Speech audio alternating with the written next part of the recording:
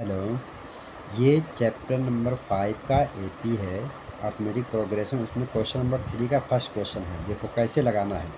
ठीक, इसमें कुछ चीज़ें दिया रहेगा, कुछ चीज़ें पूछेगा।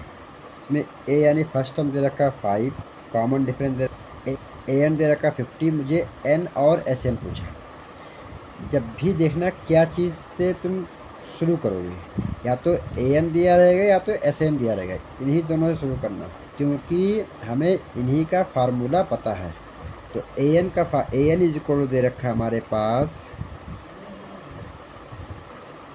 50 दे रखा है। अब ए एन का फार्मूला हमें पता है क्या होता है, a plus n minus one into d is equal to कितना है 50। अब बाकी जो जो वैल्यू दे रखी है उसको लिख दो। ए की वैल्यू कितनी है 5, प्लस एन नहीं पता है, minus one into D, D की वैल्यू कितनी है 3 इज इक्वल टू 50। ठीक, प्लस 5 उधर जाएगा और 3 का मल्टीप्लाई मल्टीप्लाई इसमें होगा, इसमें होगा। तो 3 इंटू एन 3 एन, 3 इंटू 1 -3, 50 लिखा लिख देंगे, प्लस 5 उधर जाएगा, क्या आ जाएगा -5। 3 एन इज इक्वल टू कितना है 50 में से 5 जाएगा 45, ये -3 इधर आएगा, क्या बन जाएगा +3।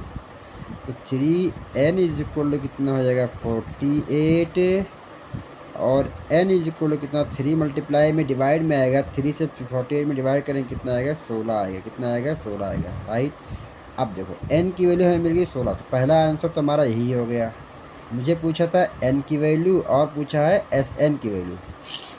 अब एस एन का फार्मूला लगा, तो मुझे ए पता है और ए एन पता है, एन भी पता है। तो एस एन का फार्मूला मैं ये लगा दूंगा, S N is equal to हो जाएगा हमारा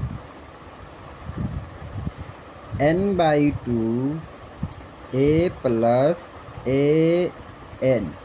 राइट, एन की वैल्यू दे रखी है 16/2, ए की वैल्यू है 5, प्लस ए एन की वैल्यू है 50। ठीक, आगे हम यहीं पे कर देता हूँ, 2 8 जा 16, 8 मल्टीप्लाई 50 प्लस 5 कितना आ जाएगा 55 आ जाएगा। दोनों को मल्टीप्लाई करेंगे, 8 5 जा 40, कैरी 4, 8 5 जा 40 और 4 कितना आएगा 440 आएगा। यानी एस एन कितना आ जाएगा 440, और एस एन की वैल्यू कितनी है 16, कितनी है 16। तो ए का आंसर हमारा ये हो गया, एन की वैल्यू, ए का आंसर हमारा हो गया ये हो गया।